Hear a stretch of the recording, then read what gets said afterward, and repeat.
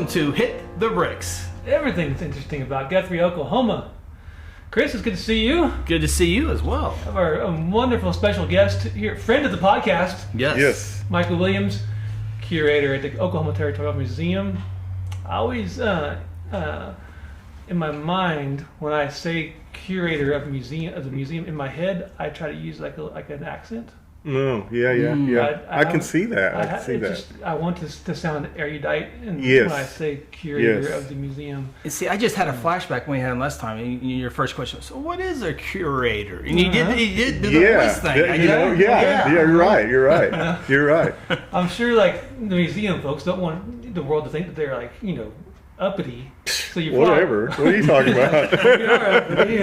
Cool kids hang out. So, if I can't be uppity for something, I mean, what good is it? We're our first guest. Very first guest. Yeah. So on the first episode, I think we actually talked about the renovations at the museum. Yeah. We did. Which are still going on. Which are still going on. 10 years from now, on your 40th episode, we'll continue this conversation. What's happening now? Well, good news is that we've got our carpet installed. That was supposed to be like January 23rd on our flow chart. It was January 23rd that we were going to have carpet. Yeah, we have flow charts. We're very museum curator. We're very professional, Historic landmarks, January 23rd. Yeah, we do that. We totally do that. So you have to document everything you do at work. Just like for no. posterity's sake, in the background, Aaron was here. Lunch, yes. Lunch was at Taco Mayo today. Sometimes.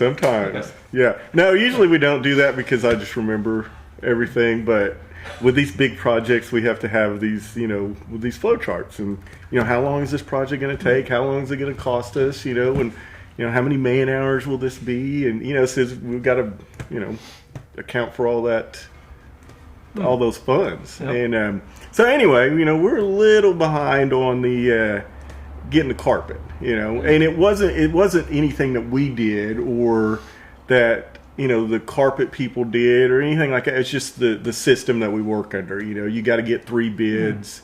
It's a very gracious way to say, like, it wasn't us, it wasn't them. It's just a system. It's just the system. The world we live in. Yeah, it's just that's just how it is. And we've got file cabinets that, God, they probably weigh 400 or 500 pounds. They're so full of documents and stuff. It's just crazy. I bet at a museum, like, nothing's light. Everything's heavy. Yeah, most stuff is anything. It's heavy work. After the carpet is done, is the whole project done at that point? Or you got more? No, we still got a little bit more because everything kind of goes in order, and if one thing takes a little time, it puts everything else back. Kind of pushes it back. So. But really, once it's done, once we're finally done putting our offices back together, then it is just going to be us cleaning artifacts and restoring, our artifacts, or putting our stuff away. You said you don't write stuff down. Do you get nervous about the next generation of not knowing stuff? Yeah. All the time. Because that's a good point.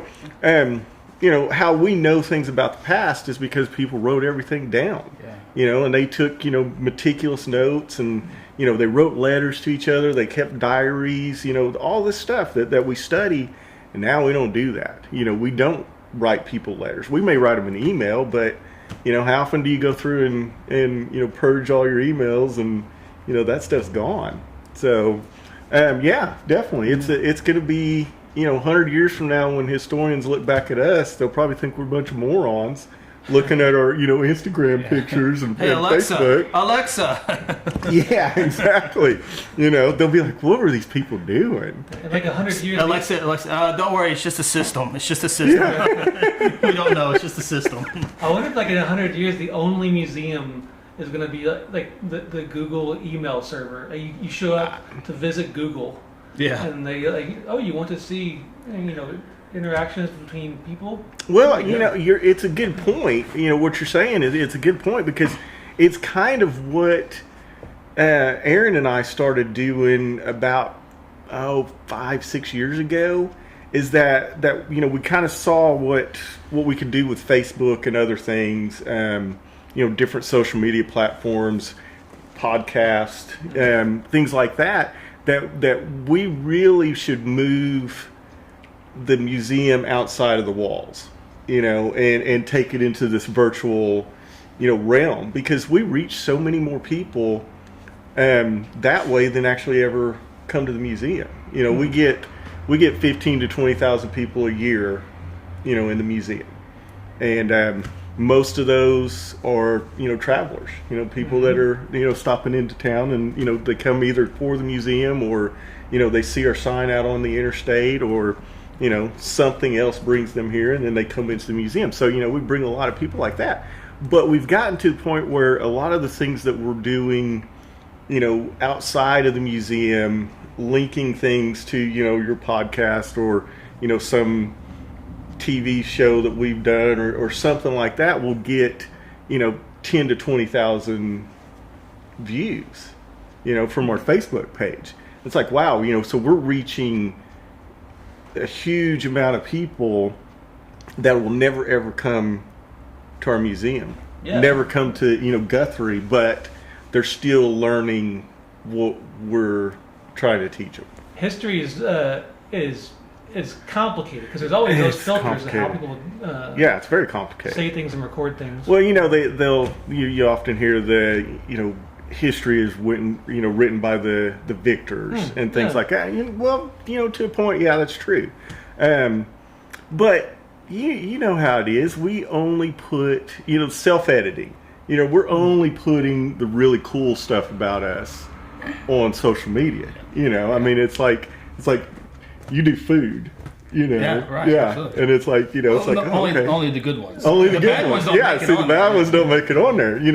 And I'll take a picture. I put you guys on mine just now. I was like, all right, we'll do this, and because this is cool. Yeah. But the rest of the stuff I do all the time is just mundane, mediocre. I wish more people would take that approach Stop, and not put their life on Oh, there. yeah, Really? yeah. But we don't need to know that. We don't need to know that. My wife would murder me if Oh I, my if I gosh. started talking about my problems. She was like, "Stop it! Stop it! Stop it!" Yeah. Yeah. And nobody's business. Nobody wants to know about your problems. They only want to know the cool stuff. So do you in the museum? You got all the historic stuff.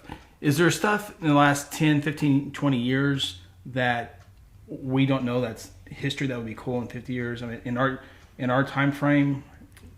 Oh yeah, all the time. I mean, all the time. Like beer sales and going to is that? I mean, is that? Actually, somebody sometime in the future will be looking at that. Yeah. They'll be like, what was the the economic impact of allowing beer to be sold on a Sunday, and things like that. These changing laws. Yeah, that'll totally somebody sometime.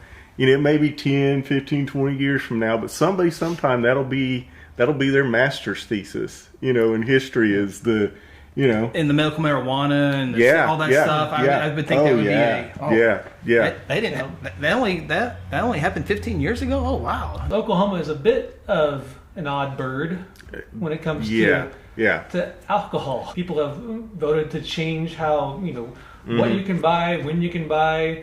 How you can make alcohol and different stuff. Like going back, what is the weird history of alcohol in Oklahoma? So I think the reason that you brought it up to me was because I did a presentation at the History Center on Prohibition, and the only reason that they asked me to do a deal about it was, I know one of the ladies that does the programming there, imagine that, I work for the Historical Society. And glad you guys talk to each other. Yeah, exactly. And so back to social media. I was I follow the some of the breweries, the craft breweries, and because I like craft beer. Right. Who Who doesn't? Barking up his alley now. Yeah. Beer snob. Barking up my alley. Yeah. So anyway, I'm sitting there and I'm kind of scrolling through my deal, and one of the breweries was like, celebrating Prohibition Day, or the end of Prohibition, and I was like, and I being a little snarky, I was like, well, not in Oklahoma. That wasn't until 1959, and so of course. The lady in the city, she saw it because she's she follows a lot of the same stuff, and she's into the craft beer and everything like that, and so anyway, she sees it and she brings it up, but whenever the anniversary of the repeal, they needed a speaker, and so she was like, well, he can do it, he can talk about it. And I was like, why are you getting me involved in this? I don't know I can talk about anything. I don't know. And I was like, though, I finally, it kind of came to that, and I was like, yeah, I'll do it. Whatever, I'll figure something out. And so anyway, that's the thing that people don't seem to realize about Oklahoma, is that from the start, from the very second that we were a state, we were under Prohibition in 1907. That was written into the Constitution. And so we went dry as soon as Oklahoma became a state. And then we were dry until 1959. That's so intense. They put it in the Constitution. Yeah. Like, we need to make sure that nobody's drinking. Mm-hmm. So put it in the Constitution. Was it because they were fear of what people stumbling, shooting people? What was it? Everybody had a gun. Yeah. There's a lot of that, and really conservative. Because remember, you told me the Democrats took the. Or is one I didn't forget about that either. But one of the things that we talked about, for a time, Carrie Nation lived here in Oklahoma, or in Guthrie, and she was here working to get Prohibition into the Constitution. That was what she wanted. There's a parking lot over there by the Pollard that used to be where the same old Moses Saloon was. Okay. And there was in Wichita, there was, Moses's Saloon. And so he moved here and he called it the same old Moses. Anyway, long story. Easier on paperwork. How clever of Moses. Yes. And so anyway, he invites Carrie Nation over to his saloon so she could come in, and this is the story. Okay, let me just say that. This is the story, because you hear this about a lot of places. And I walks into a bar. Yeah, exactly. So he gets her into the bar and has her, talking about liquor and stuff, because he knew she drew a crowd, and anyway, so she comes in and she talks a little bit. She pulls out her hatchet and she beats on his bar. He throws her out, and apparently he makes a sign that says, all nations welcome except Carrie. All right, so this is just, we're, quarter mile. Sounds like a pretty good marketing dude. Pretty cool, pretty good marketing thing. But anyway, they wanted to get it into the Constitution. But one of the things we've talked about, in the museum, because we spend a lot of time just reading things and then go, hey, what do you think of this? What do you think they mean when they say this? How would you interpret this? So we get to talking about, why would temperance and prohibition be such a huge thing, that they would put it in the Constitution? We're like, why would you do that? Well, then we start, kind of batting things back and forth. Well, Carrie Nation was married to a veteran of the Civil War, all right, and he was an abusive alcoholic, and all this, and it's like, we start talking about, well, look at what's going on with our veterans now, and look at all we know about, what's kind of happened to them when they come back, and there's alcohol abuse, and there's drug abuse, and there's domestic violence, and all this stuff, and it's like, man, was this a response to all of the violence that the people saw during the Civil War? Makes sense, because Civil War, but also like tooth pain, back pain, toe pain, ankle pain. Drink it away. Then at least the obviously worse stuff. Well, but even back then they had opioids and cocaine that you just walked into the whiskey to the pharmacist and they'd hook you up. Yeah. Let's walk into the museum over the drugstore museum. Yeah, we can see all kinds. We've got some funky stuff. Yeah. Nothing illegal, but we've got some funky stuff. But that is interesting in terms of like saying what did they mean? Because even now, like we'll have conversations, we'll write things down now, but we're always writing or communicating based on like you know what I'm talking about, Right? You know what I'm talking about, so we don't think about should I write this out so that people 100 years from now know what the heck I'm saying. Yeah, Nobody does that. Yeah, nobody does that. Yeah. We know the context. We know what's going on, and we know the parlance of our time. Mm-hmm. We understand these things, but 100 years from now they'll be like, what did they mean? What were they talking about? It's like, that's weird. What is this? I remember watching the show Boardwalk Empire, and there was like some little plot lines in there about the temperance movement and prohibition, and it seemed like they kind of like linked it a little bit to like there was a link between the temperance movement and like feminism, and this women being sick of dudes doing stupid stuff. Yeah.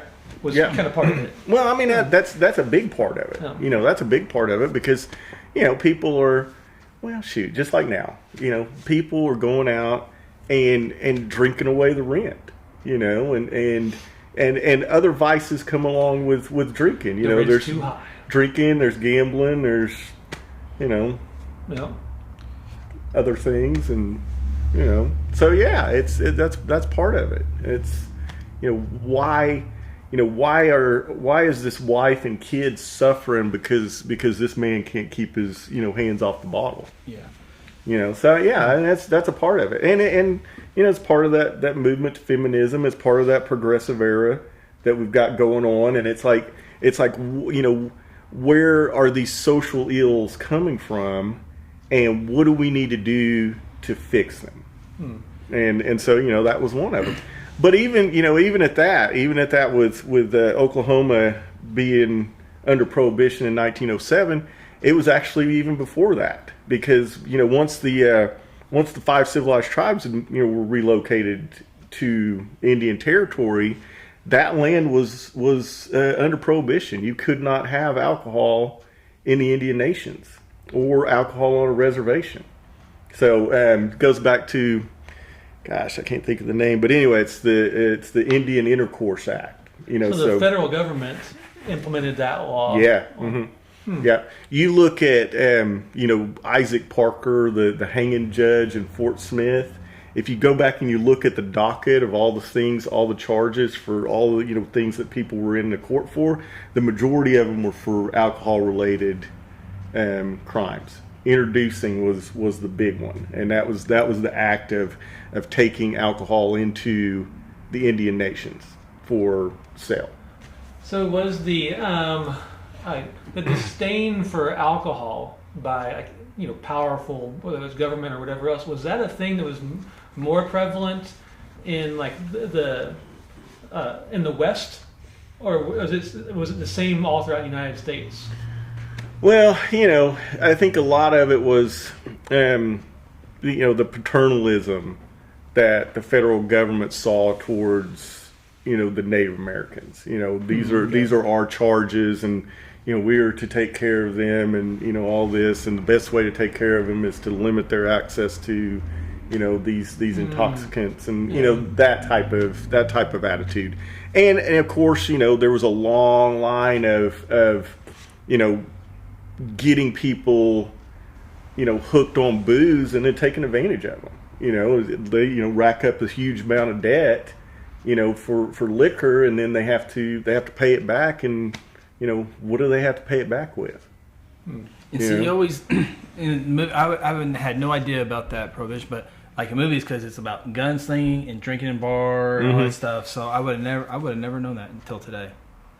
It's always interesting to see or read about like the myths of things. Myths. It's hard to say. Yes. When you don't speak clearly to begin with. We know what you're talking about. We know what you're talking about. Yeah, those myths, and then maybe what they were based on in real life. There was a really good book by Michael Pollan called The Botany of Desire, and he talks about like 4 vegetables, like the potato, the apple. There's 2 other ones. Corn, green beans. we'll go with that. Actually, it was it wasn't just vegetable. It was the tulip, like the flower, and marijuana. And they're like, it was super interesting. And basically, the whole book was about how those 4 plants pretty much just controlled the human species for the last however many hundreds of years. But one of the stories he tells is how everyone thinks of Johnny Appleseed as this guy who planted trees. And that's his thing. He planted trees. But the real John Chapman, I can't remember his last. Really, what he did was he was an entrepreneur who made money selling like hard cider to explorers.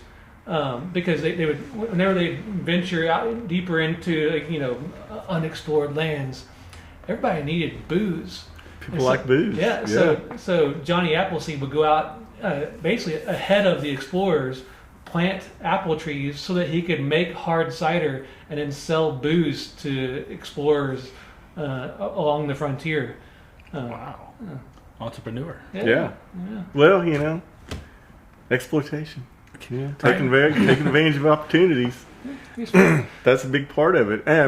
But yeah, that's where we go back to. So I mean, it was historic that Oklahoma would not have alcohol. I mean, that was a historic thing. And once the Oklahoma Territory is established, with the land run in 1889 and the creation of Guthrie and things like that. These little towns formed right on the borders of the Indian nations, and they were known as whiskey towns because in Oklahoma Territory it was legal. Alcohol was legal. So there's a great band called Whiskey Town. Okay, that's cool. Now I'm super fascinated. Okay, wow. Continue. But anyway, these whiskey towns are, here's the border, here's the Indian nations, and then here's the whiskey town. So all you got to do is just go right across the border, and you can buy all the whiskey you want, and then you can take it back in and sell it and whatever, and so there's this illicit trade of alcohol. But yeah, there's a few of them. Gosh, what is that place? Keokuk Falls was one, which is kind of out by Meeker. It's always been fascinating how the United States, I guess because it's the United States, when a state has a certain law on the books and all the states around it are different, all it really happens is everybody just goes across the border. I remember when I first moved to Oklahoma, and you couldn't get tattoos in Oklahoma. Yeah. I remember going with friends all the time, like, hey, where we going? We're going to Dallas. Yeah. We're going to hang out in Dallas. Everybody's going to get tattoos. And get a tattoo, yeah. Well, it's rite of passage. Yeah, right. Yeah. And it kind of sucks that you can't do that anymore, I mean, it's just that little illicit, adventure across the border. Road trip. Yeah, exactly. But I mean, if you look at it now, we've got the opposite of the whiskey town in the fact that in the Indian nations, you've got casinos. Well, where are those casinos in relation to the border? Right on the borders. They're right on the borders. Yeah. Oklahoma, Arkansas. Yeah. Yep. Kansas. Mm-hmm. I mean, they are just smack dab. There's the one big ones too, not just little ones, big ones. Yeah, there's the one that's like Silent Springs. Oh yeah. Windstar. How far is that? I mean, like 10 feet. Yeah. Maybe. Yeah. I mean, it's you're right there. Windstar is at least 3 or 4 miles, but right. It's odd how we think of boundaries, like a state line. Mm-hmm. I grew up in Louisville, Kentucky, and like Jeffersonville is right across the river in Indiana. And for some weird reason, I would think of people who lived, 80 miles from me in Kentucky as being, I had more in common with them than people who literally lived like, a mile from me. In Indiana. Yeah. And it's just, it's weird. It is weird. Everything it's very weird. Everything is boundary lines. There's area code, there's water lines, there's city lines, there's zip code line. I mean, there's lines everywhere. It's amazing how many lines are out there. Yeah. Okay. Yeah. Right. We're kind of ruled by it. I mean, when you think about it, even in our voting, with gerrymandering and stuff like that. I mean, it's just like, boundaries. Yeah. And they're all artificial. I feel so sorry for the assessor's office because, those boundary lines. This side of the street might be Coyle School District. This side might be Guthrie School District. And they get charged. Okay, that's a little nerdy stuff, but it's how because there's different taxes for those border lines as well. So well, I got a nephew. I mean, we're kind of straying here. I got a nephew. I'll bring this back in a minute. Okay, I got a nephew, and he lives in Portland, but he doesn't live in Portland. He lives in Vancouver, Washington, because in Washington they don't pay a state tax, income tax, but they do in Oregon. But if you go to Oregon, they go to Oregon to do all their shopping because they don't have to pay taxes on their groceries, and then they take them back across to Washington. It's crazy stuff. You know what blew my mind? And I don't know why this sticks to me. It always will be. But I went to Westmore High School to cover a sporting event. Westmore's in Oklahoma City. It's not anymore. I remember, we were going down like a really I'll bring us back. I'll bring us back. You keep saying that. Yeah. When Amanda and I first got married, we lived in an apartment complex down on the south side of Oklahoma City. And Amanda got a jury, what do they call that? Summons? Yeah. Jury duty. Jury summons. And she showed up to do whatever you do. And they're like, oh, sorry, you don't... our apartment complex split, like the part of it was in the one county, Cleveland County, Oklahoma County, and since our apartment was in, wasn't in the county where it needed to be for her to serve, they were like, go home. Well, that's good news. Yeah, that's cool. It's weird because like Cashion High School, most of it's in Kingfisher County, but there's part that Logan County as well. Carnegie's divided by Canadian County and Kingfisher County, so there's more boundary lines. But let's rewind back to 1959, and there's a big vote to bring this about, and I can see it in 1959. Like we got to have it for businesses, make money off of this. Yeah, and then the other side is it's not a safety deal. And I bring that up because another thing that will be historic, I think, is the open carry deal here. And the people are like, what's the constitutional? But if we vote for this, then there's going to be guys walking up and down with machine guns down Division Street, Oklahoma Street. Is that kind of how it was in 1959 as far as allowing? No, not so much. I think, and when I say this is totally anecdotal. I don't even know if this is really true, but I'm making stuff up right now. But anyway, the way I understood it, for years, bootleggers fought to not have it legal, because it was gonna ruin their business. The Bootlegger Association didn't like it. Yeah. Oh yeah, there was associations, pro and against and all that. And 1959, that's when you get the Able Commission, and that starts. What was it? I want to say like 1984 or so is whenever they did liquor by the drink, and it may have been 86 or 89, somewhere in that 5-year, 84 to 89 range is when liquor by the drink. Now, liquor by the drink is, how you like to go to, we'll say, the Senor Lopez down here and have margaritas? Yes. I don't know who that is. Before that, you couldn't do that. You couldn't go to a restaurant and order alcohol. It was just, you didn't get to do that. I don't even think you could get beer. Maybe you could get beer, but you couldn't get mixed drinks in a restaurant. And that didn't change until, like almost 1990. That's because I remember, because I'd been like 11 and 12, and you just parents watching news. Kept liquor by the drink, Contra, Iran Contra. Like what are Oliver North? Who are these people? I keep hearing them on the news all the time. I can't get away from it. But was there a vote? Oliver North and liquor by the drink? I'm having flashbacks to my youth. Wow! Like just stop the TV, stop. Wow! State legislature vote for that?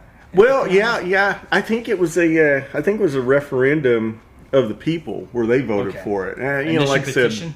Yeah, exactly. Yeah, petition and. Well, even with the laws that were changed, maybe is it 2 years? I think it's been 2 years. Like they have to change the Constitution to be able to do things that seem like kind of absurd for them to have been in the Constitution. Like when I changed like low point beer, like I'm using finger quotes now, low point Air beer, buddies. right?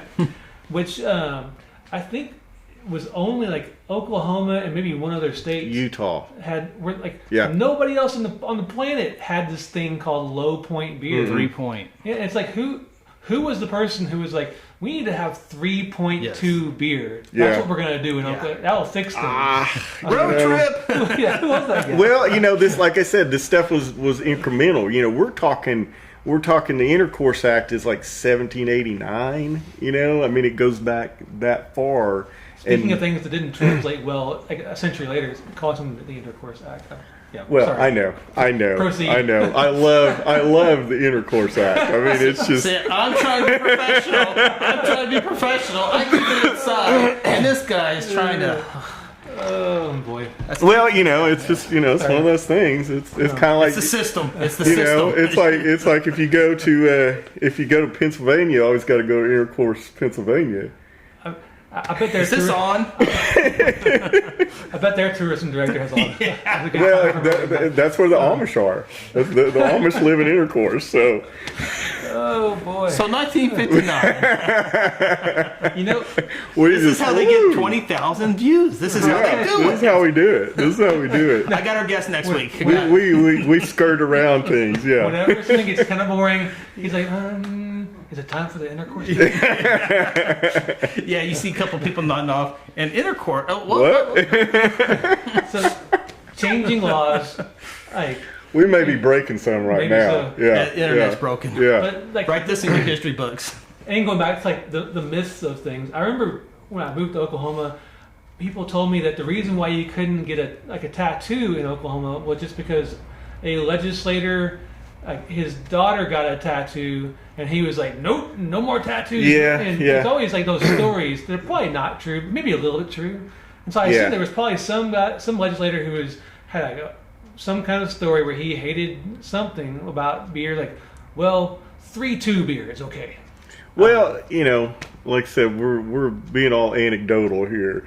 The tattoo thing, the way I recall, museum, I know. The way I recall the no tattoos was that there was like a carnival or something that come to town. And all of these little kids in this little town in southwestern Oklahoma got tattooed, by the carnies. And so, dude, that's like the coolest tattoo ever. If you've been tatted up by a carny. I know. I know where you went last night. Yeah. No offense to the 89er carnies who listen to our podcast. Yeah. We love it. There could have been. And there's always that. There's always the health. I'm air quoting too. Health is a big concern. Public health and things like that because hepatitis gets spread that way. And you talk about that state legislator that said my daughter did that. That's why I think of it. The guy last year in Oklahoma, it passed. The guy was eating a sirloin and it tasted really good. This needs to be the official steak of Oklahoma. So it might have been the official state meal, wasn't it? Yeah, official steak of Oklahoma. Oh yeah, the T-bone. Is that what it was? Is it that or the ribeye? Ribeye. Yeah. Which I mean, I'm okay with it. Oh yeah, I would have gone for it. Yeah. I think we pay him a little too much for that. But anyway, they got a raise. They got to allocate your salary. I know. I can't. I shouldn't. I should be. The system. The system. Abort. Yeah. What other state things can we come up with? I'm all for this now. A few years ago, I walked into a bar. A bar. The Bluebell. Mm-hmm. One of the iterations of the Bluebell. It had 40 different owners. And 98 point. But they had painted 1959 on the wall in the back. I remember looking at it. I was like, "What is that? Why?" Yeah. And I asked the bartender, and he explained that was the repeal year of Prohibition. And at first, I thought he was lying. Like, no way. But was Oklahoma the last? I don't know. I mean, Utah. We were neck and neck with Utah as far as alcohol laws. So I don't know. I really don't know. But yeah, we had to be one of the last. We had to be gosh, I guess there we were the buckle, of the Bible Belt, because we were holding on tight. So my perspective of the Blue Belt is like completely blown now, because I just thought that's where everyone in there gambled, smoked, and drank beer. Or whiskey or whatever. But you did, after 1959. After 1950. Oh, yeah, I'm talking about horse buggy and horse. Yeah, well, before, before. Yeah, okay. Because you kind of wonder, like, even though like Prohibition wasn't repealed until '59, I've always wondered, okay, leading up to that, surely it wasn't the kind of thing where bars just didn't exist until '59. Somebody was making money off of. Oh yeah, beer. yeah. It just wasn't the kind of thing where like okay, I got a story. They didn't have Facebook accounts where they're like, "Here's the 2-for-1 special tonight." My dad, all right, and I was talking to my brother a couple months ago. It was before I did the thing for the History Center on Prohibition. I was like, "Yeah, I gotta go speak on Prohibition," and he goes, "Oh, that reminds me of our dad's favorite car." All right, so my dad's favorite car was like a 1950. Yeah, it was a 1950 Mercury. All right, and apparently he had bought it from, or supposedly he bought it from a bootlegger.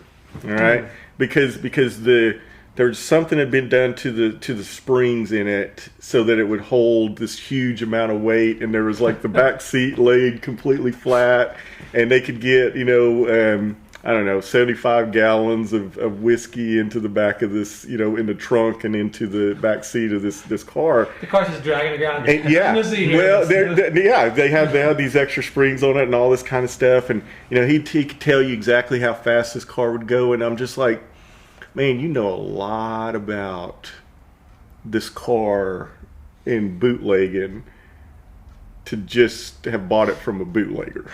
You know what I mean? It was kind of like, that's weird. That's weird. Your suspicions of what your dad was into. It's like, if I had read this, I'd be like, you know too much about this. You know too much about this to be just repeating what somebody said. It's kind of like a good example is Pistol Pete, Frank Eaton. All right, Perkins. In the 30s. What was that? Perkins, Oklahoma. Yeah. Oh, okay. I thought you were like arguing with him. Oh no, no. No. I knew what he was talking about. Anyway, he talks about deal of we know. Settle down, Chris. Don't argue with the guests. In the 30s, the WPA, the Works Progress Administration, they hired writers and stuff to go out and interview people. All right, and Frank Eaton was one of the people that they had interviewed. They went out and talked to him, and he gave this long account about cattle rustling, because he was a marshal, and he arrested these cattle rustlers. And the way he talked about how you could alter the brand, that was on a cow, to make it look like it was something else. The detail that he went into, I was like, I don't know, man. You know too much about this. A little flourish on the K. Yes. Or so I've heard. Yeah, it's like, okay, all right, whatever. That's cool. But so I'm not saying he was or he wasn't, but my dad had this bootlegging car, and he loved it. But he had it, in the early 60s when my brother was remembering it and remembering riding around in it. So this would have been after Prohibition, and there was no need for bootleggers anymore. But they were. I mean, I remember in the 80s there was a bootlegger got arrested off of like Northwest 23rd or Northeast 23rd Street in Oklahoma City, and he got busted with all kinds of untaxed alcohol that he'd bought from somewhere else, brought it into the state and was selling it. So it's still around. Now, what was the profession of a regulator? What was a regulator? They didn't have something to do with Prohibition or bootlegging, or what was a regulator? Warren G. Regulator. Yeah.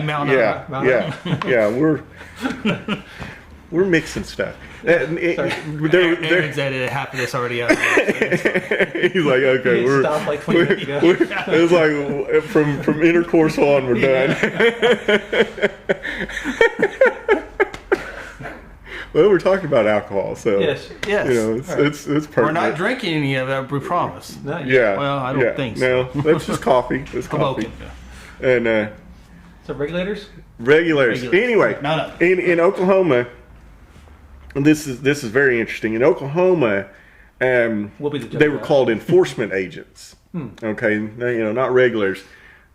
Regulars were like a. Anyway, I'm not going to go into that. Okay. Anyway, okay, so, but they had enforcement agents. And one of these enforcement agents was this guy named Stringer Fenton. Now, Stringer Fenton is the guy that kills our buddy Elmer McCurdy. Stringer Fenton is a good name. It's by an the way. awesome It's, name. exactly what I was Stringer. I know. I'm like, as soon as I buy me a new bird dog, I'm naming him Stringer Fenton. Yeah. Because that's just too name. cool. You guys Absolutely. ever watch The Wire, the show? I know what you're talking about. Stringer but- Bell was one of the greatest Bell. characters on The Wire. Proceed. Sorry. Okay. Well, anyway, Stringer Fenton is an enforcement agent, and we've got documents from him, at the museum. And the governor, sends him a letter. He's like, "I'm appointing you as an enforcement agent for, blah blah blah blah blah. Just so you know, this job comes with no pay." And I was like, "Well, who's going to do that?" Sign me up. It's like musicians. this sounds like an awesome job. I'm going to do this job, and I'm going to take liquor away from people, and they're going to shoot at me, and no one's paying me. Come to find out, was he would, or the enforcement agents would bust, the bootleggers or people that were making illegal, alcohol and things like that, and then they would repackage this, ship it into a state that it was legal, and sell it to a distributor there, and the state would take a portion of the sale, and so would the enforcement agent. They're just making money. Yeah, it's like, whew, man, this is a little it's a little odd, isn't it? It's like, how do we prohibit alcohol, but then we're gonna accept money from the sale of alcohol, just as long as it's not in our state. Right. It kind of sounds like the guys who signed up to be U.S. Marshals right before the land run, and they were like there to keep people from Keep the peace. right. Yeah. But they were actually just there to like be the first ones to grab their little piece Yeah. of land. Oh yeah. They resigned in mass, and started Came out claiming. like, I quit. Yeah, I'm done. Let me grab this piece of land right here. Yeah, no, that's exactly what happened. And but yeah, another enforcement agent killed Bill Tillman in Cromwell. Right? They were. I think he was, probably in the illicit liquor trade. He would probably go use his enforcement agent to, badge to go and bust all these people, and then he'd go off and sell it to all the people working in the oil field. And anyway, he comes to, him and Bill Tillman get into a thing, and he shoots him and kills him. I think he dies, a little bit later, but anyway, he shoots him, kills him. So that was the enforcement agents. It was one of those jobs that was custom made for corruption. As a museum curator in Oklahoma, does it feel like most of your stories involve somebody killing somebody else? Ah, yeah. I think it was a pretty There's popular a thing in lot of Oklahoma. it. Well, I don't know if it's that there were so many people who were getting killed, or if that's just what we like. We just like the idea of people killing each other. It's just kind of cool. Well, the first was the first mayor of Oklahoma City, or was he the city manager? I can't remember. He was shot. His name was Couch. Yeah, yeah. He had a dispute with somebody else who, since he was so busy running the town, his parcel of land, Yeah. he didn't. Hey, I'm just telling a story, Mike. Okay, go ahead. Go ahead. Fiction writer over Go there. ahead. Go ahead. Did you notice how Mike's told 14 stories? Most of them were like, I'm just telling stories now. So then I started telling a story. He's like, hold on. We'll link facts in this podcast. Yeah. But something to do with Couch in Oklahoma City. He was busy running the town, so he didn't notice that somebody else had kind of just set up shop on his land. And when he went to go, finally build his house, he was like, oh, there's somebody here, and whoever that person was just shot him because that's how you solve things. Yeah, that's sort of what's the real what story, it is. professional? That's sort of. I mean, it's sort of what's going on. He was here early. He was there early. They were here the day before. Actually, they'd been here multiple times. When David Payne, the boomer David Payne, not the weatherman. Right. Okay. We don't want to go into that again. When he dies, Couch takes over, and he's the new leader of the boomer movement and all this kind of stuff. And like you said, he's the first mayor of Oklahoma City. Now that was a little. They were kind of strong arming, people. They had the army on their side, and all this stuff. But anyway, yeah, he claims land, and this other guy, I want to say his name's Adams. I think that's what it is. I think you're right. And he, that's awesome. I'm like, okay, you may know, whatever. I concur. So anyway, they, they're having words. This goes on. This goes on for a while. This is like almost a year after the land run, and he shoots him from a distance. It's not like they're. He was a good shot. Yeah, he shoots him with a rifle. It's not like they're having a gunfight in the middle of downtown Oklahoma City or anything like that. But anyway, he shoots him He in the was leg. civil about it. Yeah. Give him a fighting chance. And, There's rules. He's like, run. Let me see if I can. Anyway, he shoots him, and a couple days later, he dies. He gets blood poisoning, and dies. And he died on the 20th of April, 1890. Okay, and he's buried on, guess what day? April 20th. April 22nd, 1890. A year to the day after the land run.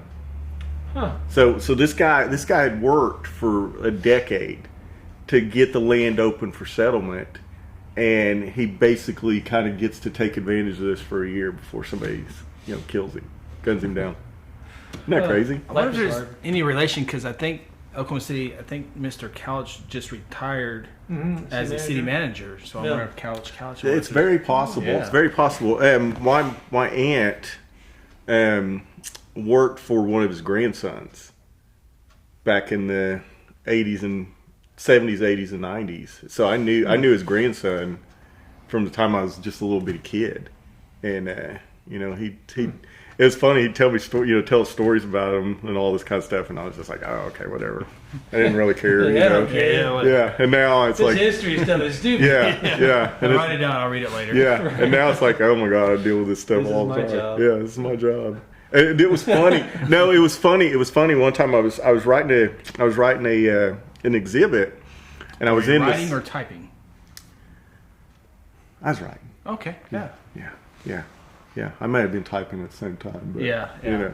Anyway, I'm in the city at the History Center, and I'm going through some correspondence and stuff, and I get to this one, and it's from this lady named Muriel Wright, who was a Oklahoma historian, and she had written to Charlie Couch, which was the grandson, and that I knew, and I'm sitting there, and this was his response back to her.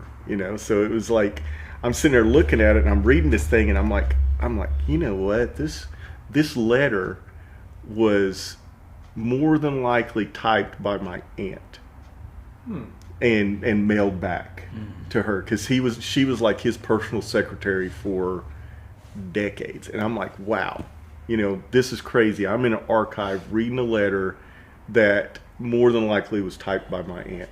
That's really cool. Yeah, isn't that crazy? I mean, you just never really know, how close this is, and it very well could be related. The city manager guy you were talking about, because that was only 130 years ago. Yeah, this place hasn't been the state of Oklahoma for all that long. No, not really. I mean, we're really young in the terms of history. Yeah. So the museum, when can people come hang out at your museum? We are open Tuesday through Saturday from 9 to 5. Cool. It's a good song. 9 to 5, museum. Cost a few bucks to get in? Yeah, we're it's $7 for adults, $5 for seniors, and $3 for school age kids. One of the things I love the most about the Oklahoma Territorial Museum and the Carnegie Library is it just relaxes me.